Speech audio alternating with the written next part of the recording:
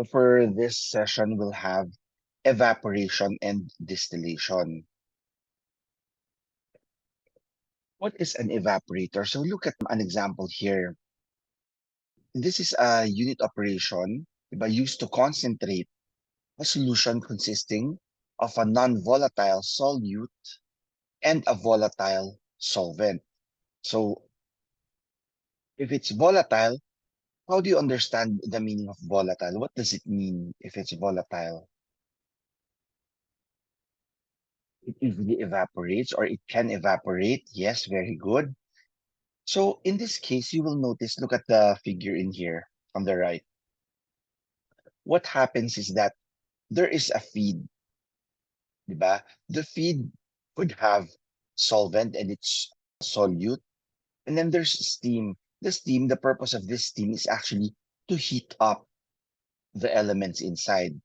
So once it heats up the contents or the container, and of course the contents as well, what happens is some of the vapor, of course, evaporates due to the temperature. And then the thick liquor, yung feed natin, kasi di ba, originally it has, let's just say, a mixture.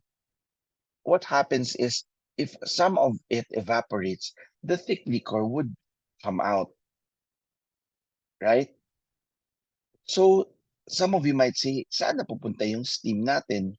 Yung steam natin would drip kasi di ba parang siya yung nag-a-absorb ng, let's just say, yung heat niya napupunta dun sa system. So what happens is nagdi-drip siya. Parang condensation lang naman, right? What happens is mainit kasi yung gas. You want to condense the gas. So yung water mo, yung cooling water mo, it enters cold pero it exits a bit warmer. So it involves vaporization of a portion of solvent to produce a concentrated solution or thick liquor. Process used to concentrate a solution by removing the solvent in its pure form by the application of heat. So again, the heat comes in the form of steam. Or sometimes, di ba, pwede namang yung electrical heating, if there is electrical heating. Basta, what's important is in evaporator, there should be the presence of the heat. This differs from drying. Di ba I asked you last time, drying, you will study it on your own. Drying, in the drying process, the residue is liquid rather than solid. Differs from distillation in that the vapor is single component and no attempts to separate its components. Kasi in distillation, we need to separate. In drying, typically what you're drying is a solid and then nag-evaporate yung liquid component natin. Dito, liquid yung lalabas. It also differs from crystallization in that the objective is to concentrate solutions rather than produce crystals. So there are three notes here. Please try to understand them. So the overall material balance, don't get confused with all these. What's important is this. When you consider the first one, let's consider the first one, this one. When you create a boundary, let's just say the boundary that I would like to create is this. I'll create my own boundary here. By the way, don't look at the dotted lines. The dotted lines, they don't really interact with the input and output. They interact in the system, yes, in a way na they're the ones providing heat. And then after that, it condenses because, you know, some of its heat is being absorbed by the system.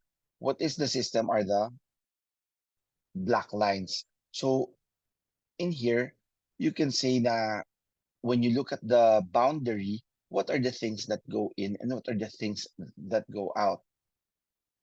The things that go in are feed and steam. The things that go out are vapor, liquor, and condensate. That's why input is equal to output. However, as I said, steam and condensate don't really get lost in the system. All of the steam, we recover that as condensate. So since S is equal to C, you can cancel that. You can only look at the, don't mind the dotted portions anymore unless it really interacts and some of it is lost. So what you look at is the solid lines. You're left with the feed is equal to vapor plus the liquor. Now, as I have said, in the feed, let's just say we have the solute. Let X be the mass fraction of the non-volatile solute. Let's use the spelling. So using the feed or the X balance, you can say X X is the solute in the feed times the feed. You can say X of the vapor, X in the vapor of the vapor. However, you know that the vapor does not contain any solute. Vapor is pure component vapor. So wala tayong nilagay ng XVV. Now, this one is X in the liquor times the amount of liquor. So, yun yung mass balance na matitira. So, if you want to look at the bottom, sa multiple effect evaporator, it would really be difficult. So what we do here is we do again a boundary. So when we create our boundary here,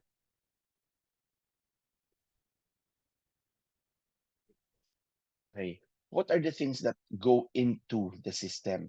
The things that go into the system are the feed in here, the steam, I'll highlight na lang.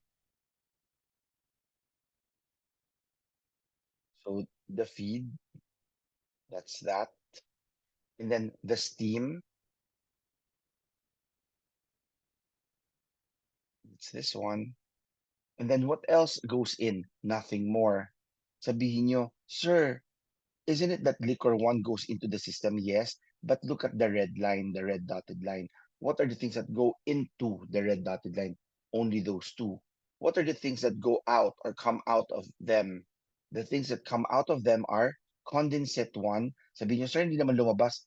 Yeah, kasi yung box ko, andito na kasing arrow. But in reality, when you look at it, condensate one comes out of it. That's why it's here. And then condensate two comes out of it as well, that come out of the second. And then look at this, may vapor. So vapor 2 is vapor 2. And lastly, thick liquor 2 is thick liquor 2. So kompleto siya. However, as I have said, in this case, alin yung mga pwede nating i-cancel, 'di ba? Kasi yung steam natin equal to this one. So magka-cancel na yung S at saka C. Mawawala na lang, matitira na lang feed. And then condensate 2, 'di ba? And vapor 1 kasi hindi naman siya talaga involved dito sa system dahil 'di ba dotted line siya. So what we can do is to pwede nating i-replace. Kaya lang kasi 'di ba S is equal to C1, look, sa left and the right, they can cancel out. Even if you say, sir, condensate 2, ang nagka-cancel sa kanya dapat vapor 1. However, since ang vapor 1 is not involved or hindi siya lumabas ng red natin, you cannot cancel vapor 1 or C2. So yung vapor 1, pwede natin isulat na lang na vapor 1. Tapos yung C2, pwede niyong sabihin na that's equal to vapor 1 in here. So, now that you have this, ito yung pwede nating working overall material balance. So what is the solute balance? So assuming that X is the mass fraction of the solute. So there's solute in the feed, X of F times F. Now, saan pa ba may solute? Alam mo, ang vapor walang solute. It's solvent lang. Sa thick liquor, potentially, of course, meron. Yung condensate, ang tanong ko, di ba yung condensate kasi when you look at it, hindi naman siya involved sa reaction kasi it's just a condensate. Yung lumalabas lang na, kasi dito, look oh, may steam dito, guys. The steam readily exits. Tapos yung vapor nito kasi, it is also hot, di ba? Yung hot vapor niya, yun yung ginagamit pang init dito sa second evaporator natin.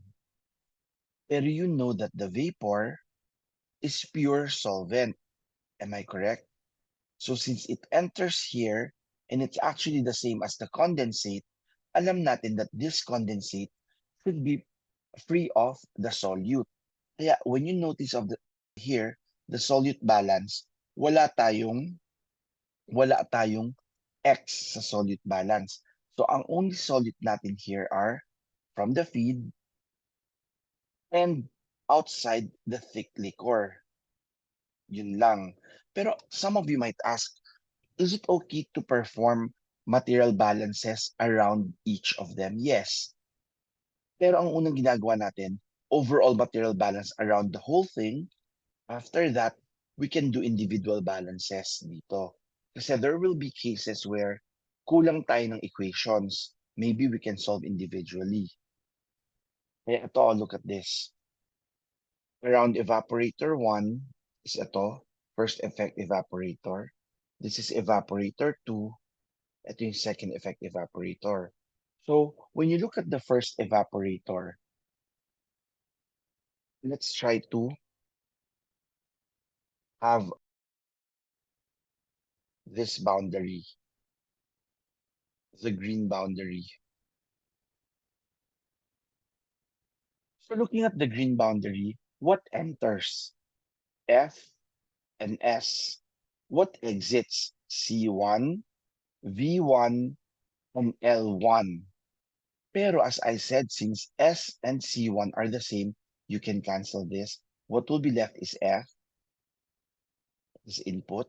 What will be left as output are vapor 1 and liquor 1. Kaya yan, no, F is equal to L1 plus V1. However, when you perform solute balance around 1, as I said, vapor is solute free. That's why X of F times F is equal to X of L times L1. Sometimes may yan, L1 specify na L1 siya. Now, if you look at the overall material balance of the second one, ano ba yung pumapasok? Liquor 1, vapor 1, ano yung lumalabas? Condensate 2, vapor 2, liquor 2. Pero isn't it that vapor 1 is the same as condensate 2? So what will be left is liquor 1 equals liquor 2 plus vapor 2. Itong dalawa. Yung tatlong may color lang ang matitira, ayun.